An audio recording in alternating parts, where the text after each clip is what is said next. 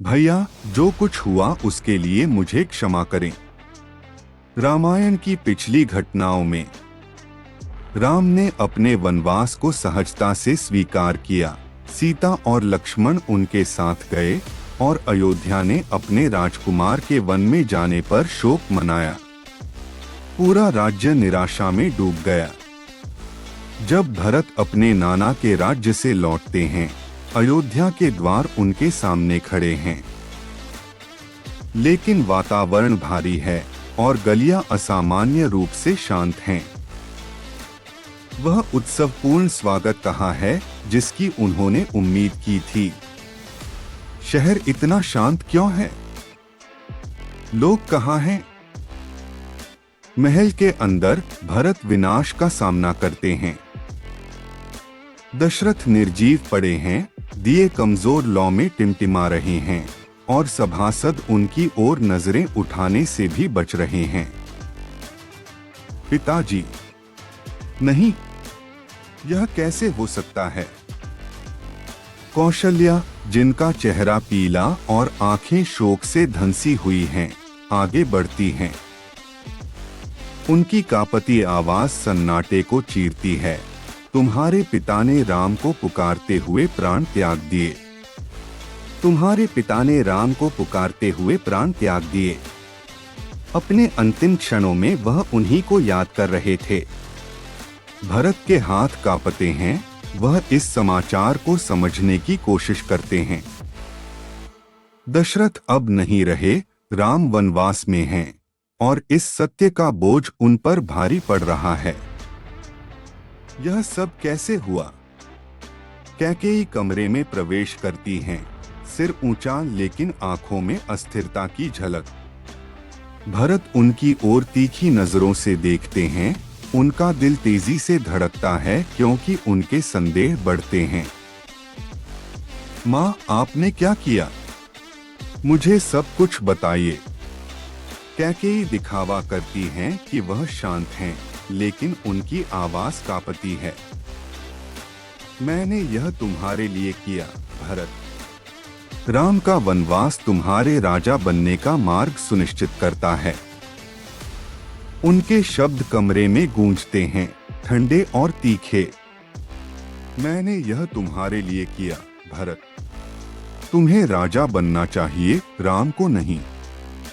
भरत के भीतर क्रोध एक बेकाबू तूफान की तरह उमड़ता है। उनके हाथ कसकर बंद हो जाते हैं। उनकी आवाज कांपती है, जैसे वह विश्वासघात को चीरने के लिए तीखे शब्द ढूंढ रहे हों। आप इसे प्रेम कहते हैं? आपने हमारे परिवार, अयोध्या और धर्म को धोखा दिया है।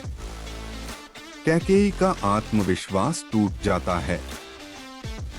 वह पीछे हटती हैं, अपने हाथ उठाती हैं, जैसे भरत के क्रोध से खुद को बचाने की कोशिश कर रही हों। ऐसा लगता है जैसे पूरा कमरा अपनी सांस रोककर खड़ा है। भरत, मेरी बात सुनो। मैंने सिर्फ तुम्हारे भले के लिए ऐसा किया।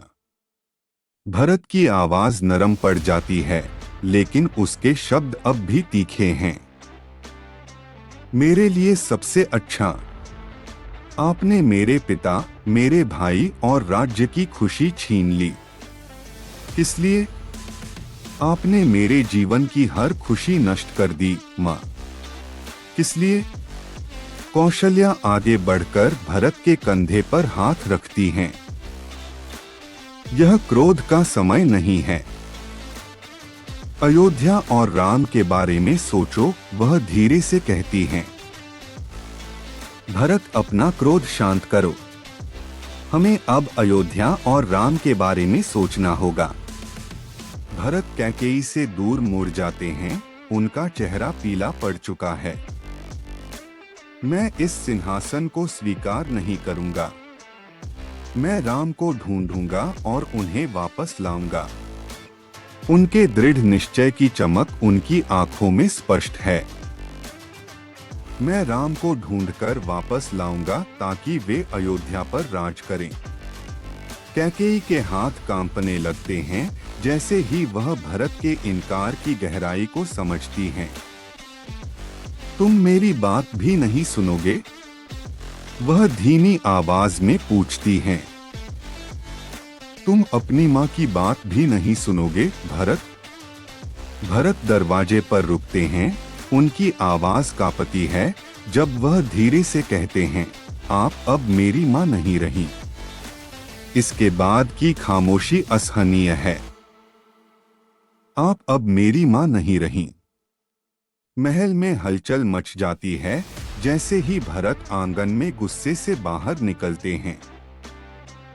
उनके विचार उथल पुथल में हैं। दरबारियों के चेहरे पर असमंजस है। वे तय नहीं कर पाते कि उनका पीछा करें या उन्हें अकेला छोड़ दें। रथ तैयार करो, मैं अपने भाई को वापस अयोध्या लाऊंगा। घोड़े जमीन पर पैर पटकते हैं जैसे भरत का आदेश फैलता है।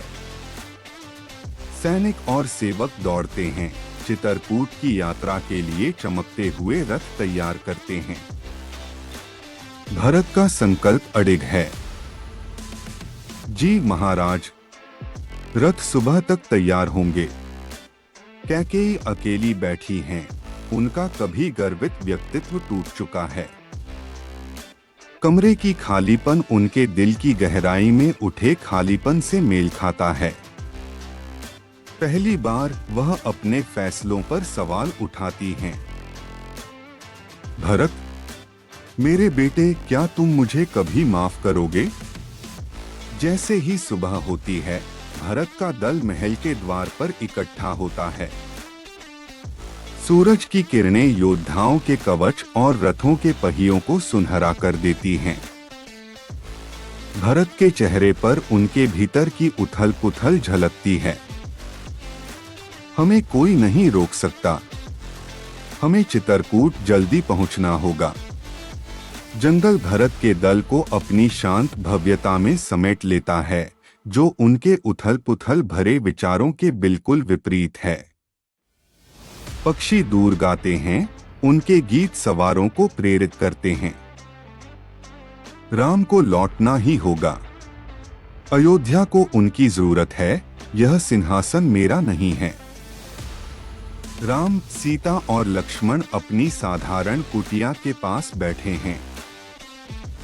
उनके जीवन की सादगी उनके राजसी वंश को छिपाती है। दूर से रथों की गड़गड़ाहट सुनाई देती है और वे उत्सुकता भरी नजरों से एक दूसरे को देखते हैं। भैया, कोई आ रहा है। एक राजसी जुलूस, ये संयोग नहीं हो सकता। भरत रथ से उतरते हैं जैसे ही जुलूस रुकता है। उनका दिल तेजी से धड़कता है, राहत और गहरे दुहक के बीच फंसा हुआ। वे राम के निवास की ओर बढ़ते हैं। दरबारी और सैनिक पीछे खामोशी से खड़े हैं। भैया, मेरी माँ ने जो किया है उसके लिए मुझे क्षमा करें। राम भरत से मिलने के लिए उठते हैं। दोनों भाई गले मिलते हैं, हालांकि उनके बीच अलगाव का भार अभी भी महसूस होता है। सीता और लक्ष्मण चुपचाप सहानुभूति भरी नजरों से देखते हैं। भरत, क्षमा की कोई आवश्यकता नहीं है। यह धर्म का मार्ग है। छोटी सी कुटिया के भीतर भरत राम से लौटने की विनती करते हैं। उनकी आवाज भावनाओं के बोझ से टूट जाती है। राम गहरी शांति के साथ सुनते हैं, अडिग संकल्प का प्रतीक। भैया, आपके बिना अयोध्या अराजकता में है। लोग अपने सच्चे राजा के लिए पुकार रहे हैं। मैंने पिता को एक वचन दिया था, वह वचन मैं नहीं तोड़ सकता। भरत का दुहक बढ़ता है। राम का अडिग रहना उनके लिए दर्द और प्रशंसा दोनों का कारण बनता है।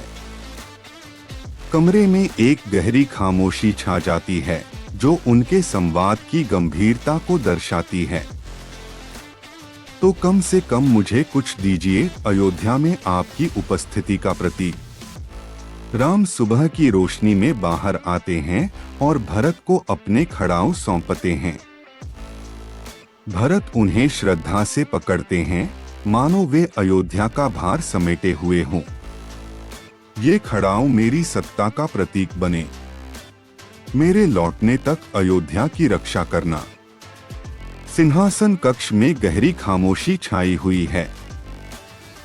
भरत राम के खड़ाऊ को स्वर्ण सिंहासन पर रखते हैं।